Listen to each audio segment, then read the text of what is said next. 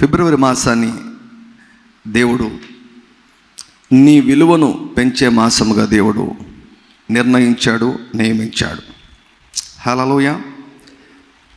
యెషయా అంటారు, మేము తెలియజేసిన సమాచారం ఎవడు నమ్మెను, యెహోవా బాహువు ఎవనికి బయలుపరచబడెను. అంటే ప్రవక్తల యొక్క పని సమాచారాన్ని తెలియచేయడం, వినేవారి యొక్క పని నమ్మి అంగీకరించడం. హల్లెలూయా. సో ఎప్పుడైతే మనం నమ్మి అంగీకరిస్తామో అప్పుడు ఆ వాక్యం మన జీవితాల్లో నెరవేర్చబడుతుంది. అనేక వాగ్దానాలు వస్తుంటాయి. We should never miss our miracle. మన అద్భుతాన్ని మనం ఎప్పుడు కూడా మిస్ కాకూడదు, పోగొట్టుకోకూడదు. ఒకసారి యేసుక్రీస్తు ప్రభు ఒక మార్గం కూడా వెళ్తూ ఉన్నాడు. ఆ మార్గంలో బర్తలోమయి అన్నటువంటి ఒక గ్రుడ్డివాడు భిక్షమెత్తుకుంటూ హైవే ప్రక్కన ఉన్నాడు. చాలా ప్రసిద్ధిగాంచాడు, చాలా వెల్ నోన్ పర్సన్. ఎందుకంటే చాలా సంవత్సరాల నుంచి భిక్షమెత్తుకుంటూ ఉన్నాడు కాబట్టి చాలామందికి పేరు కూడా తెలుసు, వాళ్ళ నాన్న పేరు కూడా తెలుసు. ఆ మార్గంలో యేసయ్య అలా నడుచుకుంటూ వెళ్తున్నాడు. గ్రుడ్డి భిక్షకుడు ఆ శబ్దము యేసుక్రీస్తు ప్రభు వస్తున్నాడని తెలిసి, దావీదు కుమారుడా యేసయ్యా నన్ను కనికరించమని కేకలు వేశాడు. కేకలు వేస్తే యేసు ప్రభు పట్టించుకోకుండా అలాగే ముందుకెళ్తున్నాడు.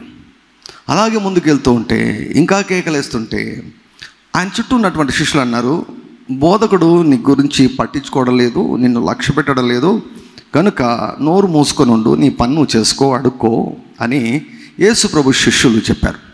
చెబితే ఈ గ్రుడ్డి భిక్షకుడు మొండోడు, పట్టు వదలనే మొండి విశ్వాసం. అంటే ఏంటో చూపించాడు అనమాట. యేసు ప్రభు పట్టించుకోలేదు, నంబర్ 1 రీజన్. రెండవది, యేసు ప్రభు దగ్గర చుట్టూ ఉన్నటువంటి వారు నోరు మూసుకొని చెప్పారు, అందరి ముందు అవమానించారు.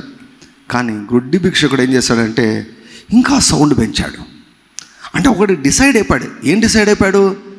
ఈరోజు నా రోజు, today is my day and I don't want to miss my miracle. ప్రియులారా, క్రొత్త నిబంధనలో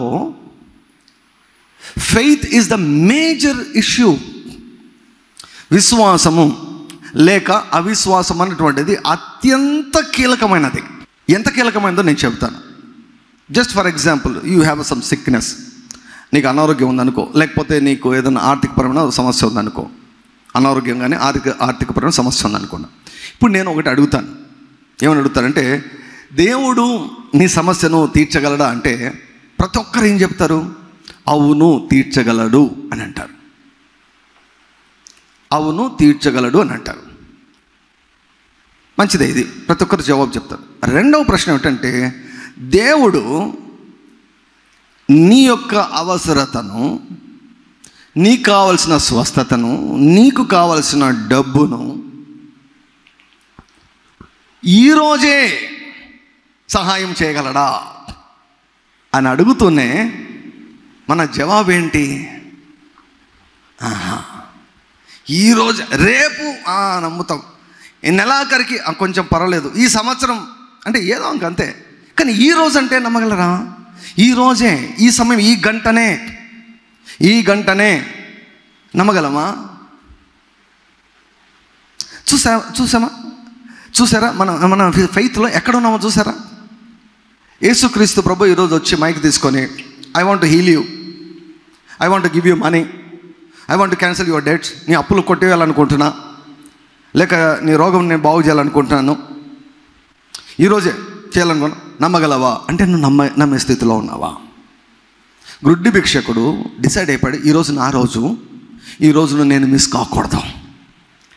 ప్రతి కూడికలో యేసుక్రీస్తు ప్రభు సంచారం చేస్తుంటాడు.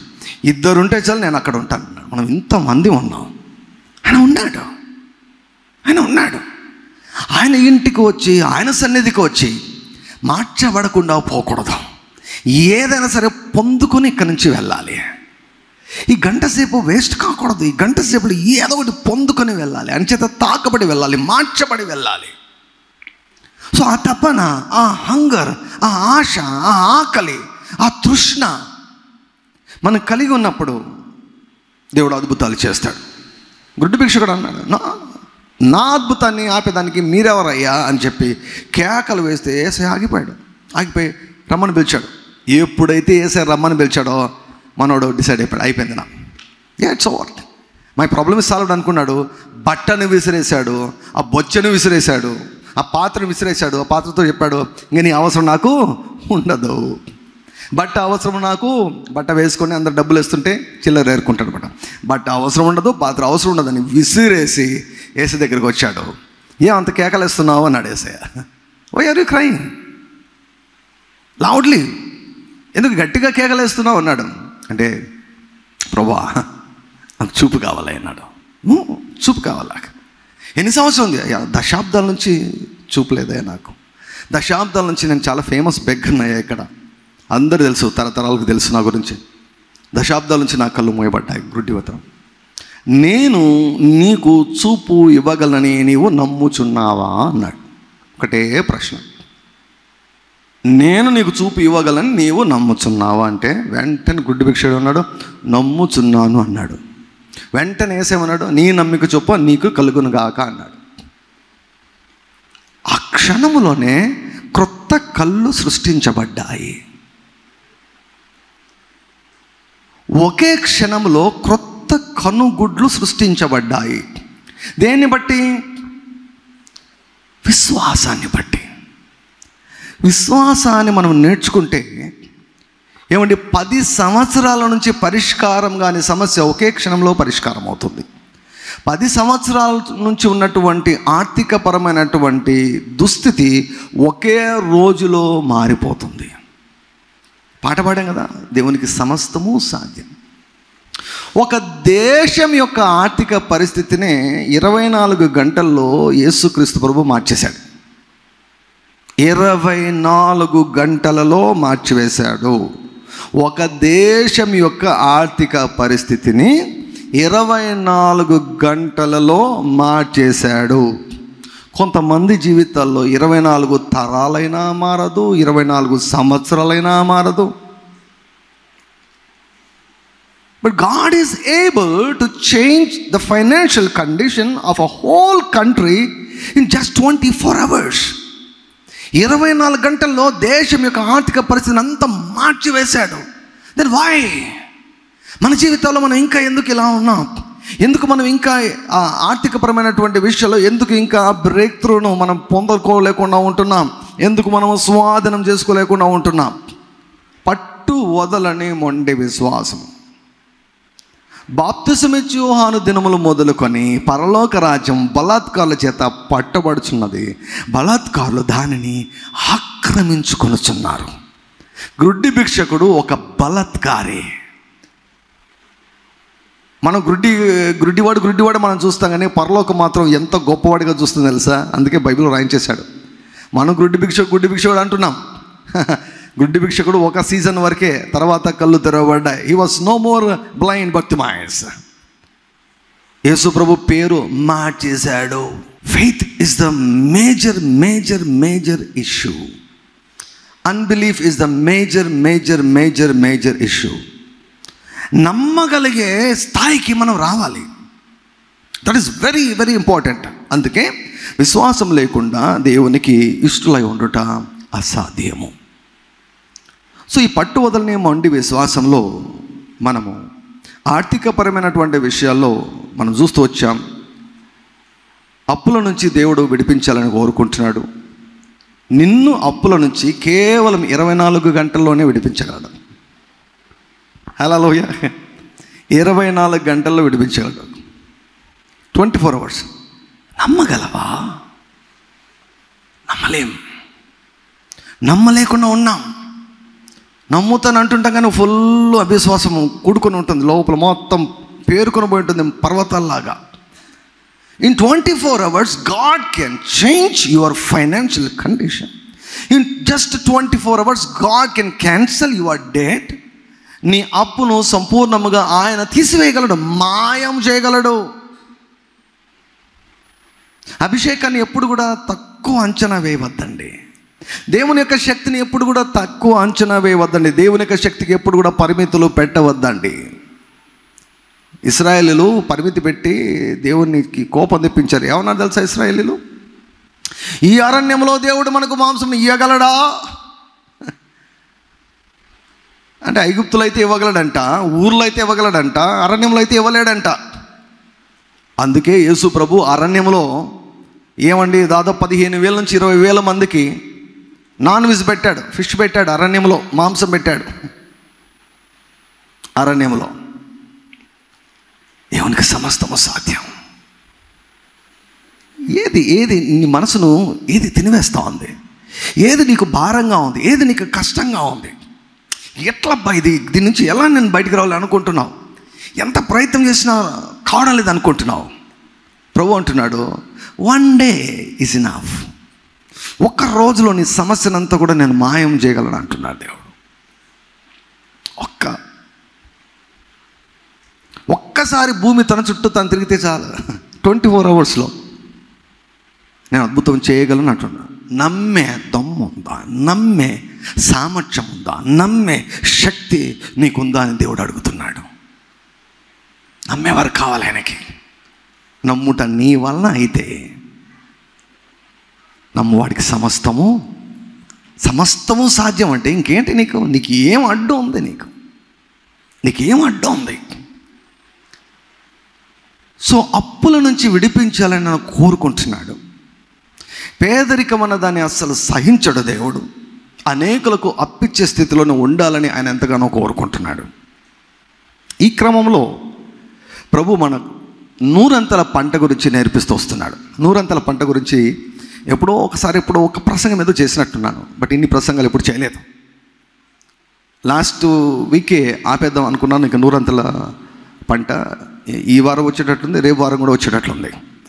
రేపు వారంతో నెక్స్ట్ అంటే ఒక 7 మెసేజ్తో 7తో మనం కంప్లీట్ చేద్దాం, సంపూర్ణ చేద్దాం. 100 పంట గురించి అద్భుతమైనటువంటి వాక్యాలు మనం చూస్తున్నాం. చిన్న సాక్ష్యం, అది ఒకవేళ మనకు చిన్నగా అనిపించవచ్చు, అది చాలా పవర్ఫుల్ టెస్ట్ మన మధ్యలో ఉందన్నమాట. లిఖిత లాస్ట్ వీక్ నాకు టెస్ట్ అని చెప్పింది. వాళ్ళ అమ్మ ఎప్పుడు కూడా 10 రూపాయలు ఇస్తుందంట కానుక. 10 రూపాయలు కానుక ఇచ్చి కానుక వేయమని ఇస్తుందంట. ఈ 100 పంట గురించి దేవుని యొక్క వాక్యాన్ని నేను బోధిస్తున్నప్పుడు ఆ బిడ్డ వింటూ ఉన్నప్పుడు దేవునితో తాను చెప్పుకుందంట, ప్రభువా నాకు నేను దశభాగం ఇవ్వాలి, నేను 10 రూపాయలు నేను విత్తుతున్నాను, నాకు 100 పంట కావాలి ప్రభువా అని చిన్న పిల్లల విశ్వాసముతో యేసయ్య చేతిలో 10 రూపాయలు పెట్టి నాకు 100 పంట ఇవ్వాలి ప్రభువా అని, కృతజ్ఞతల ప్రభువా అని చెప్పి వెళ్ళిపోతే అదే వారంలో తన అకౌంట్లో 1000 రూపాయలు వచ్చి పడ్డాయి. నిజం చెప్తున్నా, 1000 రూపాయలు వచ్చి పడ్డాయి. 10 రూపాయలకు దేవుడు, నేను చెప్పాను కదా, కొన్నిసార్లు ఇంటూ 100, కొన్నిసార్లు ఇంటూ 1000, కొన్నిసార్లు ఇంటూ 2 అయినా కావచ్చు. సో మ్యాక్సిమం రిటర్న్ లిటరల్గా 10 రూపాయలకు దేవుడు 1000 రూపాయలు ఇచ్చాడు. God honors faith. God honors faith. God honors faith. దేవుడు విశ్వాసాన్ని ఘనపరుస్తాడు. దేవుడు విశ్వాసాన్ని ఘనపరుస్తాడు. దేవుడు విశ్వాసాన్ని గౌరవిస్తాడు. దేవుడు విశ్వాసానికి స్పందిస్తాడు. దేవుడు విశ్వాసానికి విలువనిస్తాడు. నమ్మేవారు కావాలి. వాక్యం ప్రకటించబడిన వెంటనే ఆ వాక్యాన్ని నమ్మి ఆ వాక్య ప్రకారం మనం అడుగులేయడం మనం మొదలు పెట్టాలి. సో నేను చెబుతూ వచ్చాను, the 100-fold blessing is working. 100 పంటను కలుగజేసే అభిషేకము, ఆశీర్వాదము మన పరిచర్యలో పనిచేస్తూ ఉంది. ఎందుకు పనిచేస్తూ ఉంది? బోధిస్తున్నాం గనుక. నా మాటలు ఆత్మయు జీవమునై ఉన్నాయని చెప్పాడు ప్రభు. So because I'm teaching on this subject and the anointing is working. ప్రభు ఎప్పుడు కూడా తాను చెప్పినటువంటి వాక్యాన్ని సూచక క్రియల ద్వారా, అద్భుతముల ద్వారా దేవుడు స్థిరపరుస్తాడు. హల్లెలూయా. దేవుడు స్థిరపరుస్తాడు. 100 ఆశీర్వాదం. ఇస్సాకు కరువులో విత్తనం విత్తి 100 పంట కోసాడు. కరువులో విత్తనం విత్తాడు. నీ విత్తనాన్ని తక్కువ అంచనా వేయవద్దు. నీ 10 రూపాయల్లో, నువ్వు విత్తే 10 రూపాయల్లో 1000 రూపాయలు దాగి ఉన్నాయి. నీ విత్తే 1000 రూపాయల్లో 1,00,000 రూపాయలు దాగి ఉన్నాయి. నీ విత్తే 1,00,000 రూపాయలు 1,00,00,000 రూపాయలు దాగి ఉన్నాయి. నమ్మేవారు కావాలి ఆయనకి. ఎవరు కావాలంటే నమ్మేవారు కావాలి. నమ్మి అడుగులేసేవారు కావాలి. ఏదో ఆచారబద్ధంగా ఆచారయుక్తంగా చేసేవారు దేవుని యొక్క శక్తిని ఎప్పుడు కూడా అనుభవించలేరు. సో ఈ క్రమంలో నూరంతల పంట గురించి మనం మాట్లాడుతున్నాం. God grants us maximum returns. కొన్ని ఉదాహరణలు మనం చూసాం. ఏలియా సారెపతు విధవరాల గురించి చూసాం.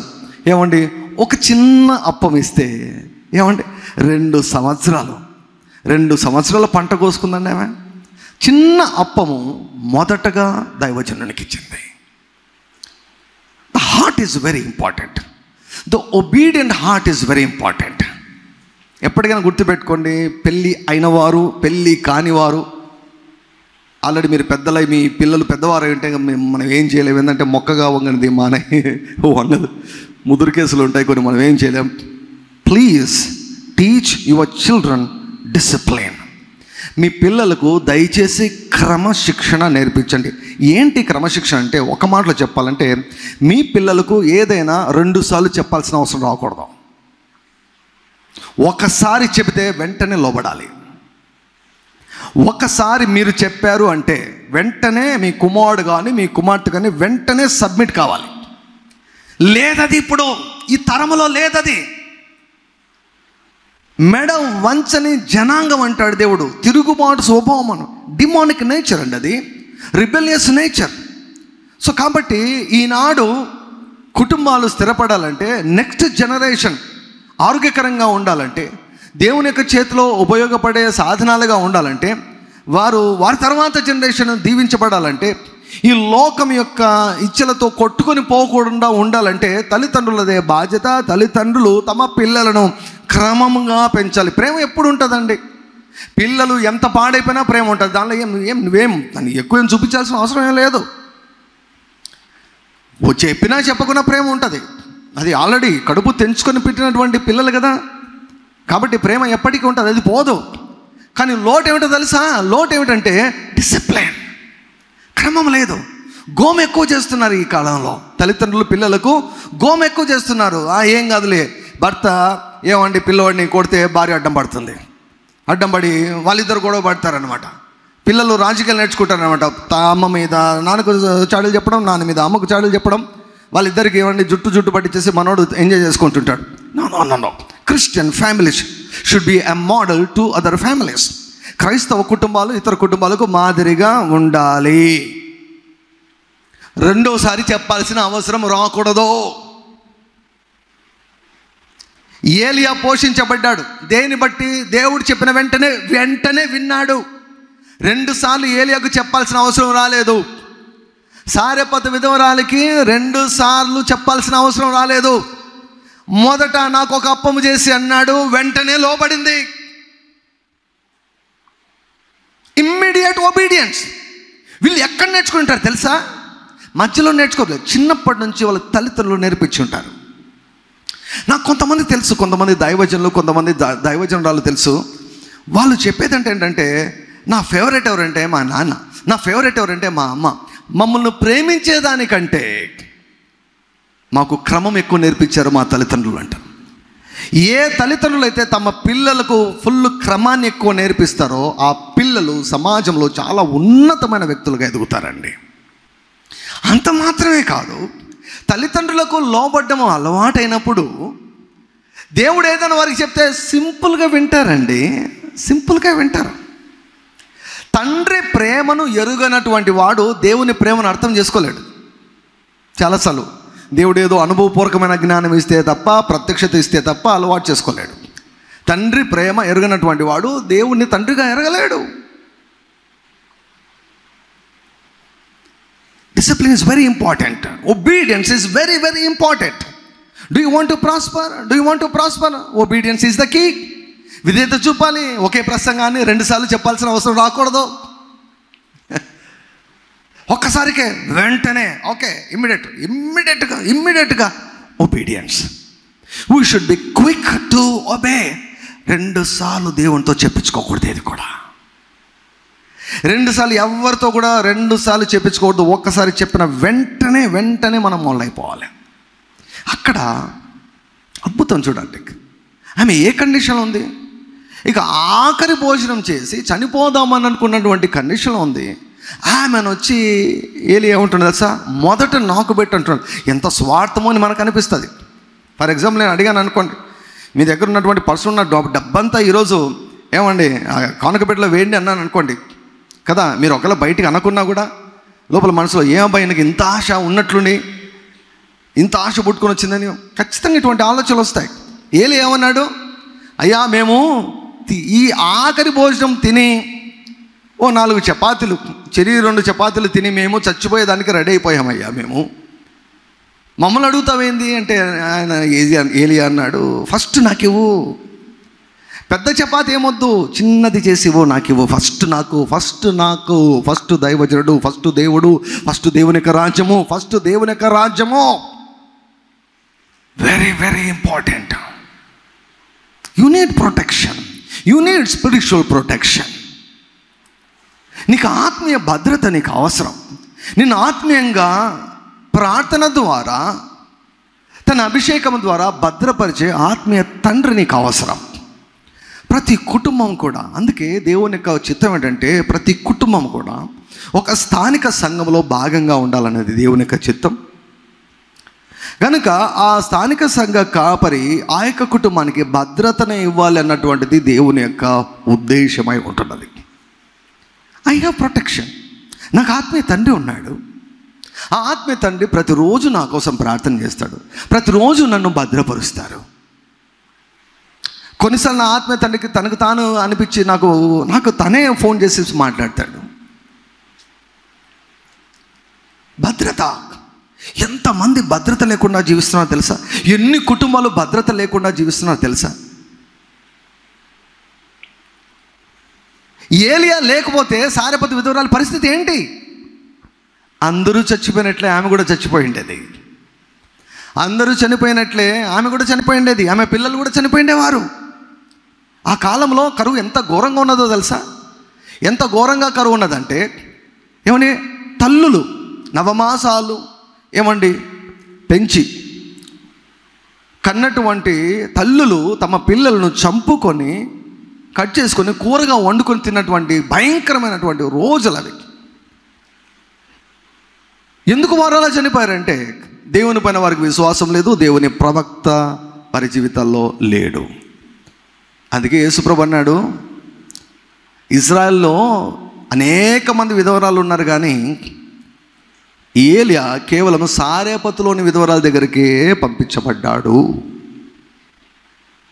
అంటే అర్థం ఏంటి? మిగతా వాళ్ళకు దేవునికి కనెక్షన్ లేదు, సంబంధం లేదు. మిగతా వాళ్ళు వినే స్థితిలో లేరు. ఎందుకు ఆమెను ఎన్నుకున్నాడంటే ఏదైనా చెప్తే వెంటనే వింటదే, మారు మాట్లాడదు, ఇంకొక మార్గం చూపించదు. పరిస్థితి చెప్పింది, కానీ ఏలి అన్నాడు, ఫస్ట్ అప్పం నాకి అన్నాడు. అప్పము చిన్నదే. చిన్న అప్పం దైవజనునికి విత్తితే 2 సంవత్సరాలు ఆమె పిల్లలు ఏ కొదవ లేకుండా జీవించారు. హల్లెలూయా. It's obedient heart. చిన్న అప్పానికి అంటే ఎన్ని అంతలు చెప్పండి, ఎన్ని అంతలు ఏమో కోసుకున్నట్లు. 365 రోజులు 365 రోజులు. రోజుకి ఎన్ని చపాతీలో? ఎంతమంది ఉన్నారు వాళ్ళ ఫ్యామిలీ మెంబర్స్? చిన్న అప్పానికి దేవుడిచ్చే పంట బీభత్సంగా ఉంటుంది. When you obey, God gives a huge and bumper harvest according to your faith. నీ విశ్వాసమునకు తగినట్లుగా. సో అలా మనం చూసాం. చిన్నపిల్లాడు 5 రొట్టెలు 2 చేపలే, 12 గంపలు రిటర్న్స్ వచ్చాయి. 12 గంపలు, అది ఇంటూ 100 కాదు, 1000 వేసుకోవచ్చు. అది దేవుని గురించి తెలియాలంటే ఒక సేవకుడు ఏమన్నాడంటే, ఒకసారి ఇంట్లోంచి బయటికి వెళ్ళి ఒకసారి ఆకాశం వైపు చూడు, చాలు దేవుని గురించి అర్థమవుతుంది అన్నాడు. ఏంటంటే ఎన్ని నక్షత్రాలు, ఏం 4 పెడితే సరిపోదా? 4 పెద్ద నక్షత్రాలు పెడితే సరిపోదా? ఇన్ని నక్షత్రాలు. God is a God of abundance. నీ అవసరానికి మించి సహాయం చేసే దేవుడు. నీకు అవసరం కలుగక మునుపే నీ కొరకు సిద్ధపరిచే దేవుడు. గడిచినటువంటి వారం ఈ వాక్ వచ్చింది నా దగ్గరికి. మన దేవుడు ఎటువంటి దేవుడు తెలుసా? నీకు అవసరం కలుగక మునిపే అన్ని అరేంజ్ చేసి పెట్టేస్తాడు దేవుడు. మామూలుగా తండ్రులైనటువంటి వారు అలా చేస్తారు. తండ్రులైనటువంటి వారు, ఒక మంచి సంపన్నమైనటువంటి తండ్రి ఉన్నాడు అనుకోండి, పెళ్లి చేస్తున్నాడు అనుకోండి, వాళ్ళ కొడుకో కూతురుకో. కాబట్టి వాళ్ళ పోస్ట్ మ్యారీడ్ లైఫ్, వివాహమైన తర్వాత వారు ఎక్కడ ఉండాలో, వారు ఎలా ఉండాలన్నటువంటిది ముందే అన్ని పక్కా ప్లాన్ వేసేసి అన్నీ తీసేస్తారు కదా. ఇల్లు తీసిస్తారు, కారు తీసిస్తారు, డబ్బులు ఉన్నప్పుడు ఫర్నిచర్ తీసిస్తారు, అన్నీ ముందే ప్లాన్ చేసిండు. వీళ్ళకి అవసరం కలగక ముందే ప్లాన్ చేసిండు. దేవుడు కూడా అంతే. ఏలియాకి ఇంకా ఆకలి కాక మునుపే కాకులముతో దేవుడు సెలవిచ్చాడు. ఏలియాకి ఇంకా దాహము కాక మునుపే ఆ వాగు దగ్గరికి నడిపించాడు, వాగును సిద్ధపరిచాడు, కాకులను సిద్ధపరిచాడు. ఆ వాగు ఎండిపోయిన వెంటనే ఇంకా ఏలియాకు ఆకలి కాక మునుపే ఎవరికి చెప్పాడు, ఎవరికి సెలవిచ్చాడు? సారెపతులను విధవరాలకి సెలవిచ్చాడు. ఇంకా అవసరం పుట్టక మునుపే, నీకు అవసరం పుట్టక మునిపే దేవుడు నీ కొరకు అరేంజ్ చేశాడు. యేసయ్యకు ఏమండి పన్ను కట్టవలసినటువంటి అవసరము పడుతుంది. తండ్రికి తెలుసు. పేతురు ప్లస్ యేసయ్య ఇద్దరు కలిసి పన్ను కట్టవలసినటువంటి అవసరం పడుతుంది. కాబట్టి యేసయ్య కొరకు ఏం చేశాడు? తండ్రి అయినటువంటి దేవుడు డబ్బును ఎక్కడ రెడీ చేసి పెట్టాడు? సముద్రములో ఓ చేప నోటిలో రెడీ చేసి పెట్టాడు. దేవుని గురించి మనం తెలుసుకోవాలంటే, దేవుడు మనం వెంటబడాలని కోరుకుంటాడంట. గుడ్డి భిక్షకుడు ఎట్లా వెంటబడ్డాడు? అట్లా వెంటబడాలని కోరుకుంటాడంట. కొంతమంది దేవుని దగ్గర కూడా డిగ్నిటీ మెయింటైన్ చేస్తారు. అందుకే వాళ్ళని కొట్టేదానికంటే వాళ్ళ అభిప్రాయాన్ని కొట్టేదానికి యేసుప్రభు ఏం చెప్పాడంటే, సిగ్గుమాలి మాటికి అడగండి అన్నాడు. అంతే, సిగ్గుమాలు మాటికి అడగండి. అడుగుడే మీకు ఇవ్వబడును, వెదకుడే మీకు దొరుకును, తట్టుడి. ఎప్పుడన్నా తట్టావా? ప్రార్థనలో తట్టమంటే ఎలా తడతారు? అలా పైన అలా తడతారా? తట్టడం మీకు తెలియాలంటే మీ పిల్లోడిని, మీ కొడుకునో కూతురునో చిన్నవాళ్ళను ఏమండి బయట పెట్టి తాళం వేయండి, లోపల బోల్ట్ వేసుకోండి. తట్టడం ఎలాగో చూపిస్తారు వాళ్ళు. తట్టడం ఎలా చూపిస్తారు? వెంటబడాలని కోరుకుంటాడంట దేవుడు. నీ చేప ఉంది, నీ అవసరతను తీర్చే చేప ఎక్కడుందో ఆయనకు తెలుసు, నీకు తెలియదు. నువ్వు కనుక్కోవాలి. నాకు ఓపిక లేదు ప్రభు, అంతే. ఓపిక లేకపోతే ఈ విశ్వాస జీవితంలో నీకు పాలు లేదు. You cannot enjoy the supernatural if you don't have a heart that seeks after God and God's direction. దేవుణ్ణి ఏమండి విచారణ చేసే హృదయము లేకుంటే ఈ సూపర్ న్యాచురల్ ప్రొవిజన్ అన్నటువంటిది ఎప్పటికీ అనుభవించలేవు. కాబట్టి చేప నోటిలో షెకలు పెట్టి ఏమండి ఎప్పుడు పెట్టాడో, అది ఎవరు వదిలేశారో, ఎలా చేప నోటికి పోయిందో మనకు తెలియదు, కానీ అదంతా దేవుడు అరేంజ్ చేసి పెట్టేశాడు. God arranges everything before you ever face and need. నీకు అవసరం కలుగక మునపే నీ కొరకు దేవుడు సిద్ధపరిచాడు. తెలుసుకోవాలి మనం. తెలుసుకొని నేను సన్నిధిలో కూర్చొని ఆయన జస్ట్ ఆరాధిస్తుంటే చాలు. చేప కనపడుతుంది, సారెపత్తు కనపడుతుంది, విధవరాలు కనపడుతుంది, ఏమంటే కాకులాలు కనపడతాయి, అన్నీ కనిపిస్తాయి.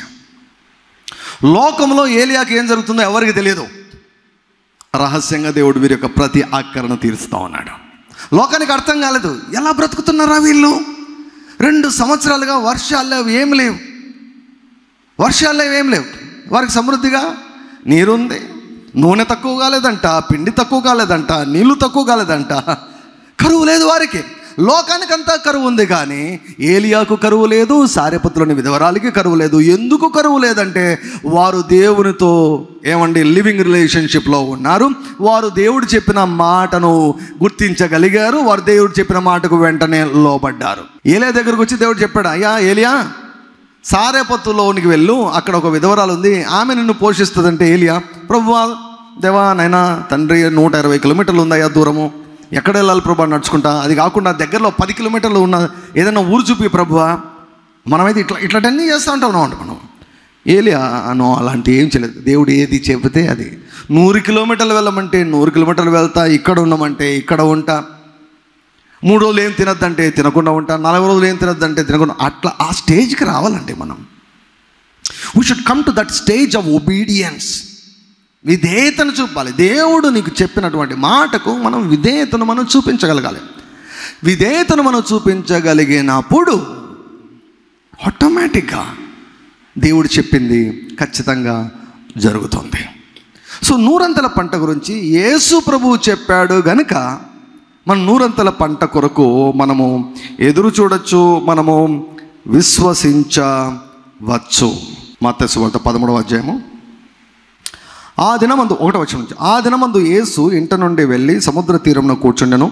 బహుజన సమూహములు తన యుద్ధకు కూడి వచ్చినందున ఆయన దోణి ఎక్కి కూర్చుండెను. ఆ జనులందరూ ధరిని నిలిచి ఉండగా ఆయన వారిని చూచి చాలా సంగతులను ఉపమాన రీతిగా చెప్పిన. ఎట్లనగా, ఇదిగో విత్తువాడు విత్తుటకు బయలువెళ్ళెను.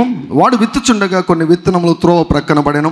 పక్షులు వచ్చి వాటిని మృంగివేసెను. కొన్ని చాలా మన్ను లేని రాతి నేలను పడెను. అక్కడ మన్ను లోతుగా ఉండనందున అవి వెంటనే మొలిచెను, కానీ సూర్యుడు ఉదయించినప్పుడు అవి మాడి వేరు లేనందున ఎండిపోయాను.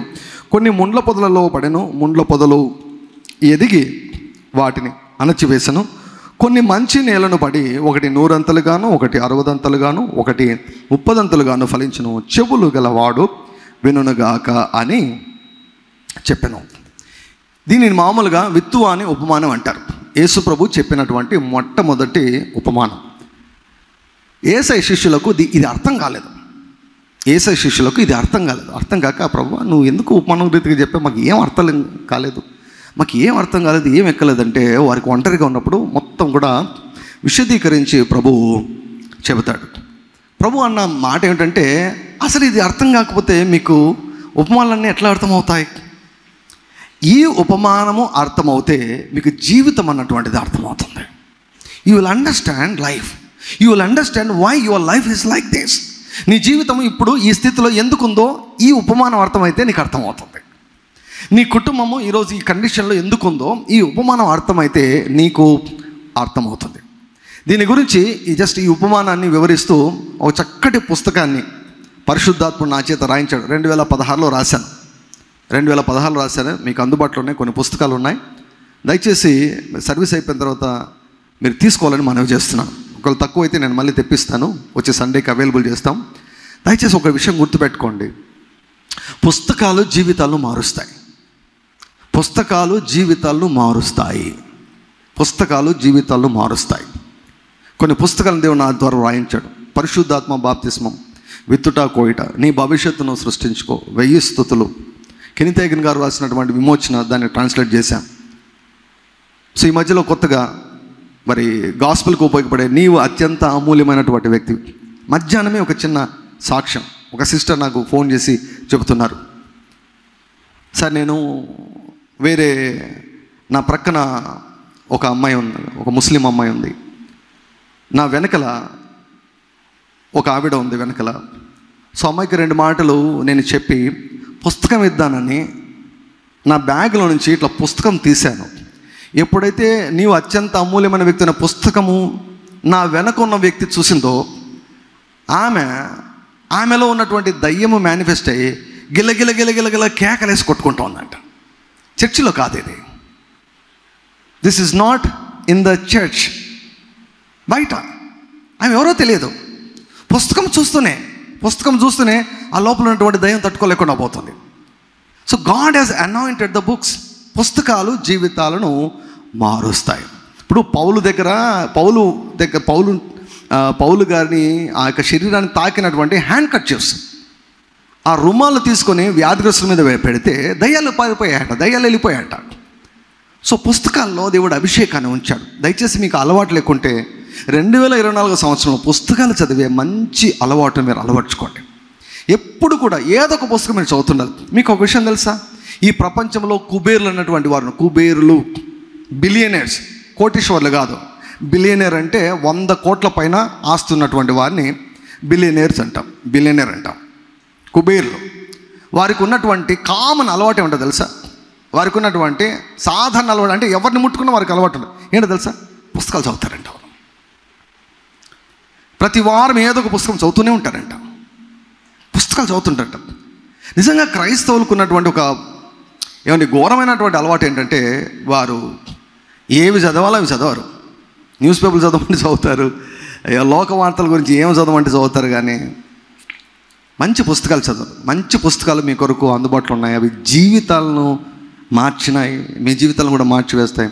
నిజంగా మీరు ఎవరైనా ప్రేమిస్తే, విశ్వాసం ప్రేమిస్తే వారికి ఈ పుస్తకాలు గిఫ్ట్గా ఇవ్వండి. They will be blessed. వారు దీవించబడతారు. మీరు చదవండి, మళ్ళా చదవండి. ఈరోజు అంటే ఈ ఉపమానం గురించి చెప్పవలసి వచ్చింది కాబట్టి నేను ఒకసారి ఆ పుస్తకం చూసాను. ఆ పుస్తకము మధ్యాహ్నం నుంచి చదువుతున్నప్పుడు అంతా నాకు ఏమనిపిస్తుంది తెలుసా? అసలు ఇవన్నీ నేను ఎప్పుడు రాశాను అనిపిస్తుంది. ఇవన్నీ నేను ఎప్పుడు రాశాను అంటే ఆ పుస్తకం చదివి నాకు చాలా కాలం ఉంది. నా పుస్తకాలు నేను పెద్దగా చదవను, గొప్ప దైవజనుల పుస్తకాలు నేను చదువుతాను. అసలు చూస్తే పరిశుద్ధాత్ముడు ప్రతి లైన్ కూడా పరిశుద్ధాత్మ అభిషేకం నేను గుర్తించాను. ప్రతి లైన్లో కూడా. దయచేసి I request every one of you get that book, with talk out అన్నటువంటి పుస్తకం. మీరు చదవండి, ఇతరులకు పరిచయం చేయండి. డబ్బుల కోసం నేను చెప్పడం లేదు. Your life will be totally transform. మీ జీవితాలు ఖచ్చితంగా మార్చివేయబడతాయి, ఖచ్చితంగా. సో పుస్తకాలు చదివే మంచి అలవాటును దయచేసి మీరు ఇంతవరకు లేకపోతే ఇప్పుడైనా దయచేసి మీరు అలవాటు చేసుకోవాలని మనవి చేస్తున్నాను. సో విత్తువ అనే ఉపమానం ఇక్కడ మనకు ఒకడు 100 ఫలించెను అన్నటువంటి మాట వచ్చింది. యేసు ప్రభు చెప్పినటువంటి మాట. ఒకరేమో 30 ఫలించారంట, ఒకరేమో 60 ఫలించారంట, మరొకరు 100 ఫలించారంట. కాబట్టి మన పాయింట్ ఏంటి? 100. సో 100 యేసు క్రీస్తు ప్రభు ఎక్కడెక్కడ చెప్పాడో సో వాటిని మనం అధ్యయనం చేస్తున్నాం. సో మనం ఒక భాగంలో చూసాం, నా నిమిత్తము కానీ సువార్త నిమిత్తము కానీ ఎవరు ఏమి విత్తినా కూడా వారు ఇహలోకమందే, ప్రతివాడు ఇహలోకమందే 100 పొందుకుంటారు అని దేవుడు చెప్పాడు. యేసు ప్రభు చెప్పాడు 100. ఆయన చెప్పకుంటే జరగదు, ఆయన చెప్పాడు కాబట్టి జరుగుతుంది. కాబట్టి మనం నమ్మేదానికి మనం సిద్ధపడాలి. 100 పంటను మనము ఈ లోకమందే, ఇహమందే, పరలోకానికి వెళ్ళిన తర్వాత కాదు. పరలోకానికి వెళ్ళిన తర్వాత ఏమండి డబ్బులు అవసరం ఏముంటుంది? డబ్బులు అవసరం ఇక్కడే కదా.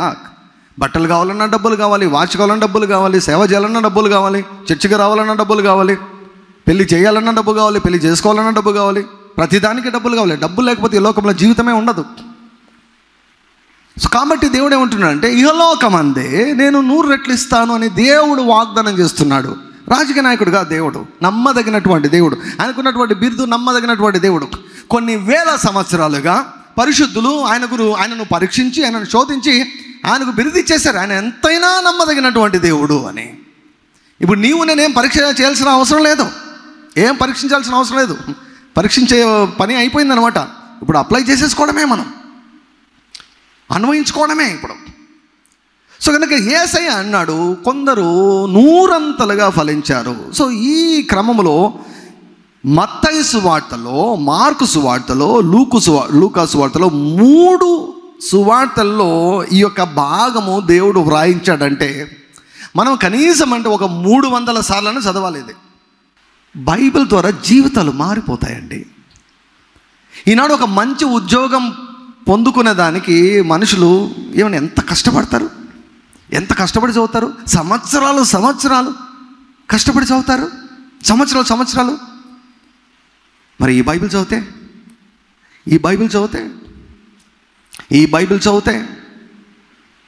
దేవుడు ఇంకా ఎటువంటి స్థితిలో ఉంచుతాడు చూడండి. 3 times రిపీటేషన్, 3 times. ఒక భాగంలో ఉన్నటువంటిది మరొక భాగంలో లేదు, ఒక పుస్తకంలో ఉన్నటువంటి మరొక పుస్తకం లేదు. మత్తయి ఒక యాంగిల్లో రాశాడు, మార్కు గారు ఇంకొక యాంగిల్లో రాశారు, వీరిద్దరు మిస్ అయినవి లూకా గారు కవర్ చేశారు. అద్భుతమైనటువంటి ఉపమానం. యేసయ్య అన్న విషయం ఏంటంటే ఈ ఉపమానం అర్థం కాకుంటే నీకు జీవితమే అర్థం కాదు, వాక్యమే అర్థం కాదు అన్నాడు.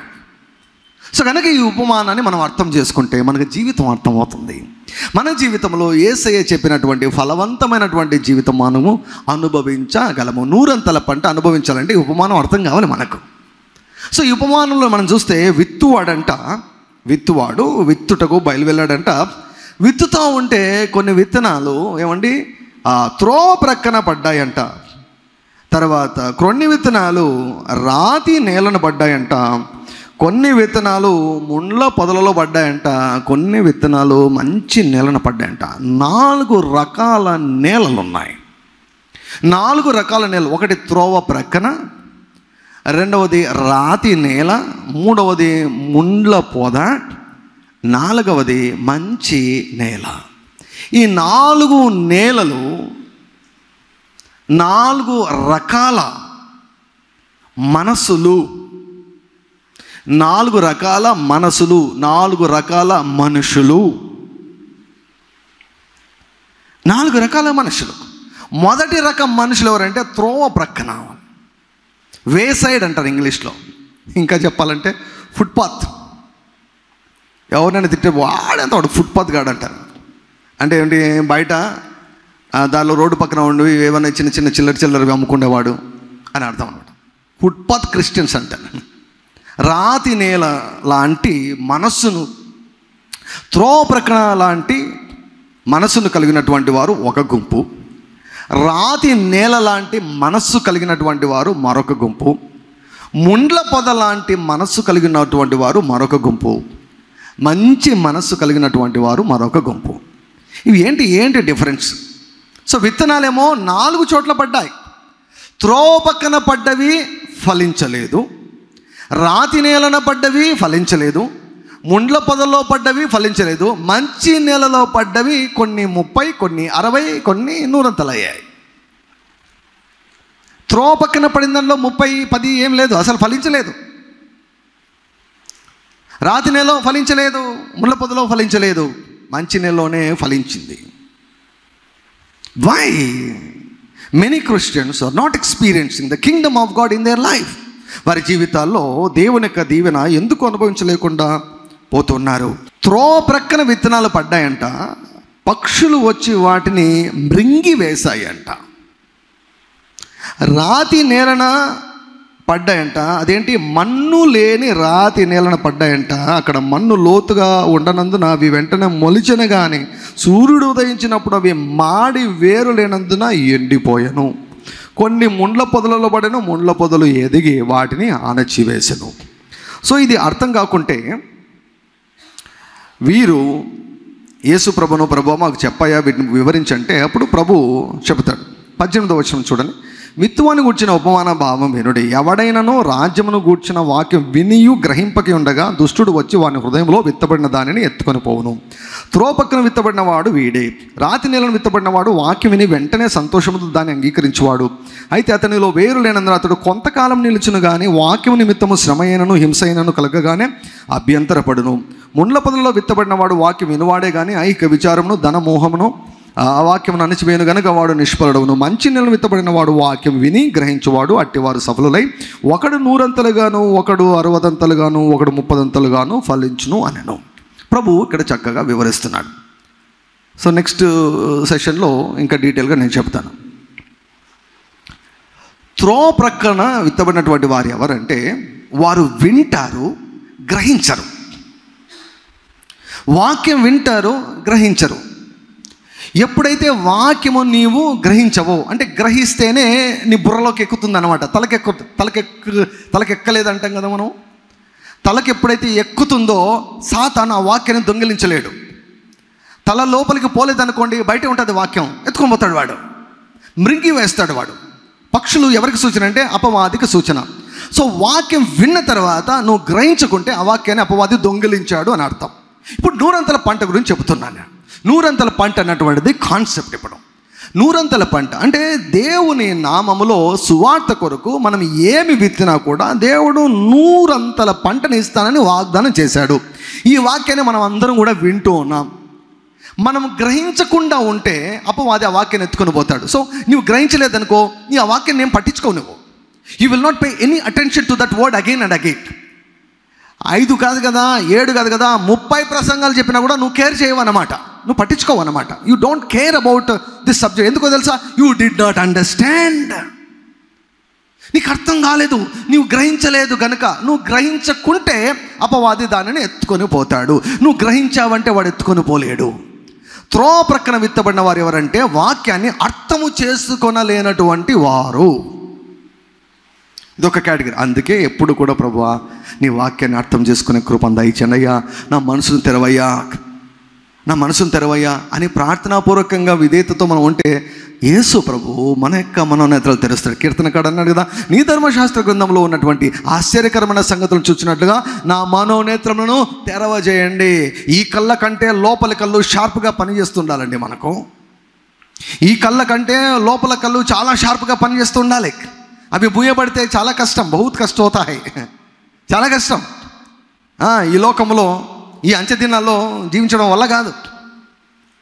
క్రైస్తవ జీవితము, క్రైస్తవ పద్ధతి ప్రకారం జీవించడం నీ వల్ల కాదు. ఆత్మీయ నేత్రాలు తెరవబడకుంటే అపవాది తనకు సమయం కొంచెమే అని చెప్పి వెర్రి కోపంతో దిగాడంట. ఆల్ అవుట్ ఎఫర్ట్ ఇచ్చేదానికి అపవాది దిగాడు. సంచారం చేస్తున్నాడు ప్రపంచం అంతటా వాడు.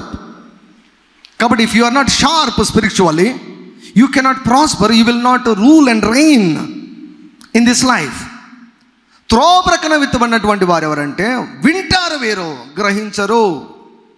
చర్చికి వస్తుంటారు 10 సంవత్సరాలైనా గ్రహించరు, 20 ఏళ్ళు ఉంటుంది గ్రహించరు. అనుభవం ఉంటుంది, ఎన్నో సంవత్సరాల నుంచి విశ్వాసం, కానీ గ్రహించిండరు. నూరంతల పంటను గ్రహించావా ఎప్పుడైనా? దేవుడికి నువ్వేమైనా ఇస్తే 100 రెట్లు దేవుడు ఇస్తాడని చెప్పాడు, గ్రహించావా? గ్రహించలేదు. అపవాది ఎత్తుకుని పోయాడు. సో అపవాది ఎత్తుకుని పోకూడదంటే వాక్యం నీకు అర్థం కావాలి. ఇది మొదటి నెల. రెండవ నెల ఏమిటి? చాలా మన్ను లేని రాతి నేల. రాతి నేల, రాతి మనసు అంటాను నేను. రాతి మనసు, ఇందులో మన్ను ఎక్కువ లేదంట. కాబట్టి వాక్యం విన్న వెంటనే వారికి ఏమవుతుంది తెలుసా? సంతోషం అవుతుందంట. 100 అంతల పంట ఇస్తాడా? వావ్, సూపర్, యేసుప్రభు దేవుడు అని నమ్మదగిన వాడు. బైబిల్ సత్యము, అన్ని గ్రంథాల కంటే కూడా గొప్ప గ్రంథము, పరిశుద్ధ గ్రంథము. ఇందులో అబద్ధాలు ఉండవు. దేవుడు రాయించిందంతా కూడా సత్యమే, వాక్యమే సత్యము. కాబట్టి విన్న వెంటనే 100 అంతల పంటన హల్లెలూయా అని చెప్పేసి వారు సంతోషిస్తారంట, ఆనందిస్తారంట. అయితే వారి ఆనందం ఎక్కువసేపు ఉండదంట. ఎందుకో తెలుసా? మన్ను లేదు, చాలా మన్ను లేదు. మన్ను లేదు అంటే ఏం లేదో తెలుసా? ఏమండి, పట్టుదల లేదు, ఓర్పు లేదు అని అర్థం. ఓర్పు లేదు, పట్టుదల లేదు. వారికి ఏమొస్తాయంట? చూడండి, రాతి నేలను విత్తబడిన వాడు వాక్యం విని వెంటనే సంతోషంతో దాన్ని అంగీకరించేవాడు. గ్రహిస్తాడు, వాక్యం అర్థమవుతుంది, వెంటనే సంతోషంతో అంగీకరిస్తాడు. అయితే అతనిలో వేరు లేనందున, వేరు లేనందున అంటే వేరు అంటే ఏంటో తెలుసా? ఓర్పు, నిరీక్షణతో కూడిన ఓర్పు. వేరు అంటే ఏమిటంటే నిరీక్షణతో కూడిన ఓర్పు. నిరీక్షణ అంటే రేపటి గురించి మంచిగా ఏమంటే చూడడం, ఎదురు చూడడం, మంచి జరుగుతుందని ఎదురు చూడడం. వేరు లేనందున అతడు కొంతకాలం నిలిచిన కానీ వాక్యము నిమిత్తము శ్రమైనను హింసైనను కలగగానే అభ్యంతరపడును. కొంతకాలం వీళ్ళు నిలుస్తారు. తర్వాత వీరికి ఏమొస్తాయంట? శ్రమ వస్తుందంట, హింస వస్తుందంట. శ్రమ హింస వచ్చినప్పుడు ఏం చేస్తారు తెలుసా? వీళ్ళు శ్రమలో ఇరుక్కొని పోయి, హింసలో ఇరుక్కొని పోయి అసలైన ప్రత్యక్షతను మర్చిపోతారు. They don't pay any attention, they will forget about that. This is the game plan of the devil. సాతాను యొక్క కుట్ర ఇదే, వాడి యొక్క పన్నాగం ఇదే. నువ్వు అర్థం చేసుకున్నావు కనుక నీ నుంచి వాక్యాన్ని దొంగిలించలేడు. కాబట్టి ఆ వాక్యం విత్తబడింది, మొలిచింది, ఎదుగుతూ ఉంది. కాబట్టి ఇప్పుడు ఏం చేయాలి? దాన్ని, ఆ వాక్యాన్ని తుంచేసేయాలి అంటే, ఆ వాక్యాన్ని అణచివేసేయాలంటే నువ్వు ఆ వాక్యాన్ని మర్చిపోయేటట్టు చేయాలి. ఆ వాక్యాన్ని నువ్వు మర్చిపోయేటట్టు చేయాలి అంటే ఏం చేయాలి? కొన్ని శ్రమలను సృష్టించాలి, కొన్ని ఇబ్బందులను సృష్టించాలి, కొన్ని హింసలను సృష్టించాలి. కొన్నిసార్లు శ్రమలు ఎందుకు వస్తాయో అర్థం కాదు, కొన్నిసార్లు హింసలు ఎందుకు వస్తాయో అర్థం కాదు. ఎందుకు వస్తాయో తెలుసా? వాక్యము నిమిత్తము. ఏ వాక్కును పొందామో, ఏ ప్రత్యక్షను పొందుకున్నావో దాని నిమిత్తము. ఎందుకో తెలుసా? It will be very very dangerous to the kingdom of the devil when you receive a revolution. దేవుని నుంచి ప్రత్యక్షను పొందుకుంటే, ఆ ప్రత్యక్షత పొందుకున్నావంటే నువ్వు అదృష్టవంతుడివి, నువ్వు ధన్యుడవు, నువ్వు ధన్యురాలవు. ప్రత్యక్షతను పొందుకున్నావంటే సాతాను పని అయిపోయినట్లే. కాబట్టి ఆ ప్రత్యక్షతను నువ్వు మర్చిపోయేటట్లు చేయాలంటే ఏం చేయాలి? రకరకాల సమస్యలు సృష్టించేసేయాలి. వాక్యాన్ని మర్చిపోతావు. నీవు వాక్యాన్ని మర్చిపోయేటట్లు వాడు చేస్తాడు. 100 లేదు, 10 లేదు అంటావు. నువ్వు ఇంకా దేవుడు లేడు, ఏం లేడు పోంటావు. చర్చి లేదు, ఏం లేదు పోంటావు. ఎంతమంది ఈ పరిచర్య స్టార్ట్ అయినప్పటి నుంచి ఎంతమంది వచ్చారు. కొంతకాలం భలే విన్నారు, వాక్యాన్ని భలే విన్నారు. తర్వాత కనిపించలేదు. తర్వాత కొంతకాలం నిలుస్తారు, విన్నప్పుడు సంతోషంతో అంగీకరిస్తారు. కొంతకాలం మాత్రమే నిలుస్తారు. శ్రమ వచ్చినా, హింస వచ్చినా, ఆ శ్రమ వచ్చినప్పుడు, హింస వచ్చినప్పుడు ప్రభువా ఏం చేయాలి ప్రభువా అని దేవుణ్ణి సంప్రదించరు, దేవుని వద్ద విచారణ చేయరు. విచారణ చేయక వారి మనసు ఎట్లా చెబితే అట్లా వింటారు. పరాయి వాళ్ళు ఏం చెప్తే అది వింటారు, ఏవి చెప్తే అవి వింటారు. విని దేవుని యొక్క వాక్యాన్ని మర్చిపోతారు. దేవుని యొక్క వాక్యాన్ని మర్చిపోతే ఇంకా విశ్వాసం ఎక్కడుంది? నిరీక్షణ ఎక్కడుంది? విశ్వాసం ఎక్కడుంది? నమ్మకం ఎక్కడుంది? నో. సాతాను యొక్క గేమ్ ప్లాన్ ఇది. కొంతకాలము టచ్ చేయడు వాడు. వాక్యం అర్థమైంది కదా, టచ్ చేయడు, వెయిట్ చేస్తాడు, చేసేసి అన్నీ అరేంజ్ చేస్తాడు. వాడు శ్రమలు అరేంజ్ చేస్తాడు, హింసను అరేంజ్ చేస్తాడు, మీ సొంత ఇంటిలోని వ్యతిరేకతను అరేంజ్ చేస్తాడు, సొంత ఇంటిలోనే తిరుగుబాటును వాడు సిద్ధం చేస్తాడు, మీ సొంత వీధిలోనే రెడీ చేస్తాడు. రక్త సంబంధికుల దగ్గర నుంచే నీ మీదికి లేపుతాడు వాడు కదా. యోసేపు అన్నలకి ఎందుకండి అసూయ? ఎందుకు అసూయ? యోసేపు కళను పొందుకున్నాడు దేవుని దగ్గర నుంచి. దేవుని దగ్గర నుంచి ఒక ప్రత్యక్షతను పొందుకున్నాడు. ప్రత్యక్షతను బట్టి వారి అన్నలు, యోసేపు అన్నలు పగబట్టారంట, యోసేపు మీద పగబట్టారంట, మరింత పగబట్టారంట. ఎవరు? సొంత అన్నలు పగబట్టారు. సాతాను గేమ్ ప్లాన్ అది. దేవుడు చేయలేదు అలా, సాతాను గేమ్ ప్లాన్ అది. ఎందుకు? యోసేపు కళ్ళను మర్చిపోవాలని. ఏమన్నారు? ఈ కళ్ళలుగానే వాడు వచ్చాడు చూడు, ఎగతాళి అంటే అలా అంతా ఎగతాళి చేస్తుంటే యోసేపు ఆ కళను గురించి గుర్తు తెచ్చుకునే దానికైనా మనసు వస్తుందా యోసేపుకు? చూసారా, ఆ కళను అటాక్ చేస్తున్నాడు సాతానుగాడు. ఆ కళ నెరవేరిందంటే ఐగుప్తు పైన రాజుగా ఉండబోతున్నాడు యోసేపు. చనిపోయేంత వరకు ఏలాడండి యోసేపు. ఆ స్థాయికి వెళ్ళకుండా, ఆ ఉన్నతమైన స్థాయికి వెళ్ళకుండా అపవాది హింసను, శ్రమలను వాడు ఆర్కెస్ట్రేట్ చేశాడు. దేని నిమిత్తం తెలుసా? అది వాక్యము నిమిత్తము, నీకు వచ్చినటువంటి వాక్కు నిమిత్తం. అది శ్రమ, హింసలు కొన్నిసార్లు దేని కొరకు వస్తాయి తెలుసా? నువ్వేదో తప్పు చేసావు కాబట్టి కాదు, నీకు ఒక ప్రత్యక్షత వచ్చింది కనుక. హల్లెలూయా. అందుకే ఎప్పుడైనా ప్రత్యక్షత నాకు వచ్చిందంటే, ఎప్పుడైనా ఒక స్పెసిఫిక్ వాగ్దానం నాకు వచ్చిందంటే, నేను నాకు 2 కళ్ళు కాదు, నాకు 1000 కళ్ళు పనిచేస్తుంటాయి, 1000 చెవులు పనిచేస్తుంటాయి. నా మైండ్ చాలా షార్ప్ ఉంటుంది. ఎందుకంటే వాడు దాడి చేసేదానికి ఆస్కారం ఉంటుంది. నేనేం చేయాలి? తట్టుకొని నిలబడాలి. ఆ శ్రమలో నేను తట్టుకొని నిలబడాలి. కొట్టుకొని పోకూడదు, వదిలేయకూడదు. దేవుడు చెప్పిందని నేను మర్చిపోకూడదు. 100-fold బ్లెస్సింగ్ అని అంటే 100-fold అంతే, 100-fold అంతే. ఈ వాక్యాన్ని ఎవరైనా ఎగతాళిగా మాట్లాడని, ఎవరైనా విమర్శించుకొని, ఐ షుడ్ నాట్ కేర్. నేను కేర్ చేయకూడదు.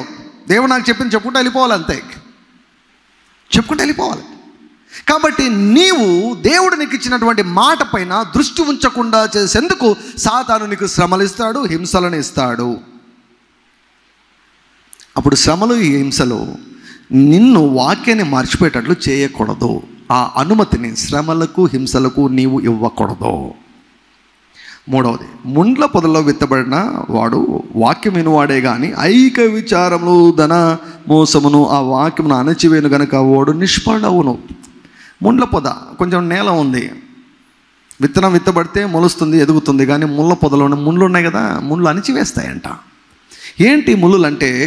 వరి, చింత, గలిబిలి, కన్ఫ్యూషన్, టెన్షన్, ఇదంతా ఇక్కడ మనసు. అందుకే నేల అంటే ఇక్కడ మనసు అండి. నేల అంటే మనసు. రాతి నేల అంటే రాతి మనసు. ముండ్ల పొదలు నేనంటే ముండ్ల పొదలతో ఉన్నటువంటి మనసు. అంటే చింతతో నిండిన మనసు, భయంతో నిండిన మనసు, చీకటితో నిండిన మనసు. అవన్నీ ఏం చేస్తాయి తెలుసా? వాక్యాన్ని ఏం చేస్తాయి తెలుసా? అణచివేస్తాయి. కాబట్టి నిష్ఫలం అవుతాడు. ఐక విచారం. ఓడ సముద్రంలో ఉండాలి, కానీ సముద్రంలో ఉండాలి ఓడ, కానీ సముద్రము ఓడలో ఉండకూడదు. నీళ్ళ పైన ఉండాలి, నీళ్ళు సముద్రంలోకి రాకూడదు. లోకంలో మనం ఉన్నాం. విచారమును, చింతను, ఆందోళనను, గలిబిలిని రానివ్వకూడదు, ఉండనివ్వకూడదు. రాకుండా ఎలా ఉంటాయి పాస్టర్ గారు అని మీరు అంటారు, వస్తాయి, కానీ ఉండనీయకూడదు, రానివ్వకూడదు. నోరు తెచ్చి గెట్ అవుట్ అని చెప్పాలి. ఎందుకు తెలుసా? చింత, ఐహిక విచారం, ఆల్ కైండ్స్ ఆఫ్ లస్ట్స్ అంటాడు. అన్ని రకాల వాక్యానికి వ్యతిరేకమైన కోరికలు, వాంఛలు, ఇచ్చలు, అవన్నీ మనసులో ఏం చేస్తాయంటే వాక్యాన్ని అణచివేస్తాయి. కనుక నూరంతల పంటను వీరు అనుభవించలేరు. సో త్రోవ ప్రక్కన విత్తబడినటువంటి నేల ఎవరంటే వాక్యం వింటారు, గ్రహించరు, వారికి అర్థం కాదు. రాతి నేలలో పడినటువంటి విత్తనాల సంగతి ఏంటంటే వారు వింటారు, గ్రహిస్తారు, అంగీకరిస్తారు, కొంతకాలం మాత్రమే ఉంటారు. కొంచెం ఆలస్యమైంది అనుకో, ఇదేం వర్కౌట్ కాదు, ఇది జరగదు అని చెప్పేసి వదిలేస్తారు. ముండ్ల పొదలు వీరి యొక్క ఎప్పుడు కూడా చింతతో ఉంటారు, బాధతో ఉంటారు. ముట్టుకుంటే ఏడుస్తారు, వీళ్ళు ముట్టుకుంటే ఏడుస్తారు. ఏమంటే ఏడ్చే ప్రార్థన అని పేరు పెట్టేస్తారు ఒకటి. ఎప్పుడో ఒకసారి ఎమోషన్స్ రిలీజ్ అయ్యేదానికి ఏడవచ్చు, కానీ ఏమండి ఊరికే ఏడుపు అంటారు, ఉండకూడదండి ఏడుపు. Faith will not cry, faith will laugh. విశ్వాసం ఎప్పుడు కూడా ముగింపును చూస్తూ ఉంటుంది. నీ ముగింపు ఎలా ఉండబోతుంది? దేవుడు అంటాడు, నీవు కోరినట్టే నీవు అవును గాక. దేవుడు దగ్గర ఒకటి చెప్తాను చూడండి. దేవుడు ఏమంటాడంటే నీతో, నువ్వు ఎగ్జామ్ పాస్ అయ్యావు, పరీక్ష రాయి అంటాడు. చెవి గలవాడు వినును గాక. ఈ ఒక్క మాటను గురించి బాగా ఆలోచించండి. పరిశుద్ధాత్మ దేవా నాకు అర్థమయ్యేటట్లు చేయండి అని అడగండి, మీకు అర్థమవుతుంది. రిజల్ట్స్ అనౌన్స్ చేశాడు దేవుడు. నువ్వు పాస్ అయ్యావు అన్నాడు, పరీక్ష రాయి అన్నాడు. నేను ఎంబీబీఎస్లో చదివేటప్పుడు, డాక్టర్ కోర్సు నేను చదివేటప్పుడు ఎగ్జామ్స్ ముందు దేవుని అడిగేవాడిని. అంటే నాకంటే బాగా తెలివిమంతులు చాలామంది ఫెయిల్ అవుతూ ఉన్నారనమాట. అప్పుడు రకరకాల ఆలోచనలు వస్తూ ఉంటాయి. ఇప్పుడు తెలిసినంత వాక్యం ఇప్పుడు తెలుసు కదా, తెలియదు కదా. దేవుని అడిగాను, ప్రభువా చూపించాయా, ఇంతకీ ఎగ్జామ్లో పాస్ అవుతానా లేదో చూపించాయా, నాకు నువ్వు చూపించాయా అంటే ఎంత కనికరం కలిగినటువంటి దేవుడు అంటే, ఎంత కనికరం కలిగినటువంటి దేవుడు అంటే, ఎగ్జామ్ నేను ఇంకా రాయకముందే నేను పాస్ అవుతానని దేవుడు నాకు చూపించాడు. హల్లెలూయా. నేను పాస్ అవుతాను దేవుడు చూపించాడు. ఎగ్జామ్ రాయకముందే చూపించాడు, రాసిన తర్వాత కాదు. రాయకముందే ప్రభు నాకు ఒక్క వాక్యం నాకు ధైర్యం వస్తుంది, ఒక్క మాట ధైర్యం వస్తుంది అంటే నువ్వు పాస్ అయ్యావని చెప్పాడు దేవుడు. దేవుడు చెప్పిన ఏ మాట తప్పిపోలేదు, ఏ మాట తప్పిపోలేదు. మా ఫ్రెండ్స్ ఫెయిల్ అయ్యారు, విశ్వాసులు ఫెయిల్ అయ్యారు, నాకంటే జ్ఞానులు ఫెయిల్ అయ్యారు, నేను ఫెయిల్ కాలేదు. ఎందుకంటే దేవుడు చెప్పాడు నాకు. దేవుడు ఏమన్నాడు, నువ్వు పాస్ అవుతావని దేవుడు నాకు చెప్పి ఇంకా చదువు అన్నాడు నన్ను.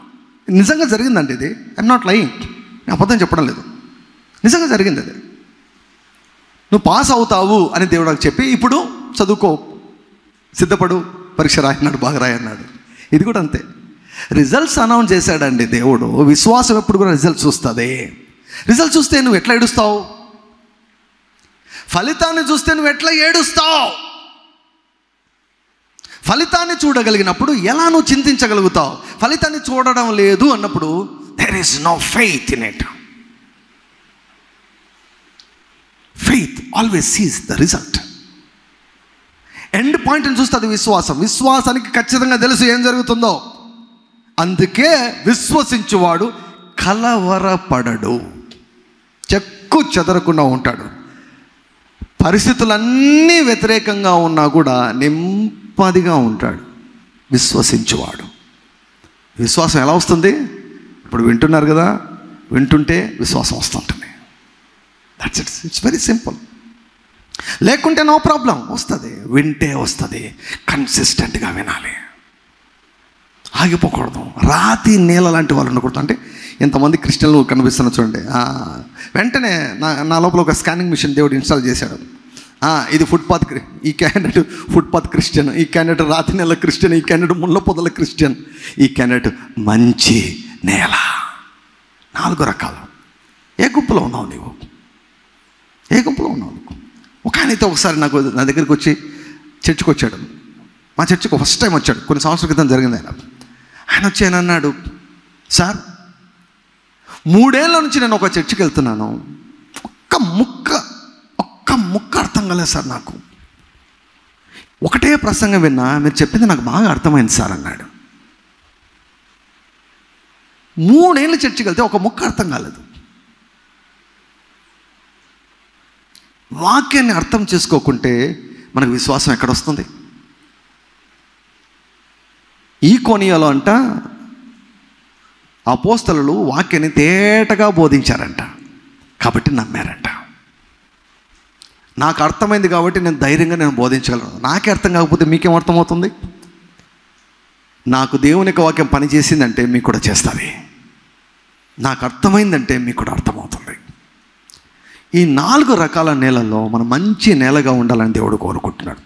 మంచి నేల మాత్రమే ఫలిస్తుంది. 100 పంట కావాలంటే నీ మనస్సు జాగ్రత్త. బుక్స్ ఉన్నాయి, తర్వాత తీసుకోండి. కావాలంటే తర్వాత ఇప్పుడు ప్రిపేర్ కాకుంటే వచ్చే వారమైనా తీసుకోండి.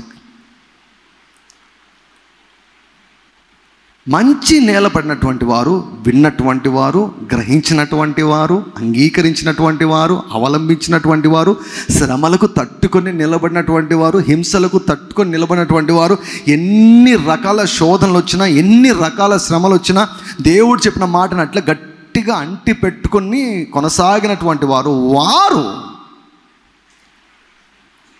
ఆ పంట వచ్చే టయానికి కొంతమంది 30, కొంతమంది 60, కొంతమంది 100 వారు ఫలించారు.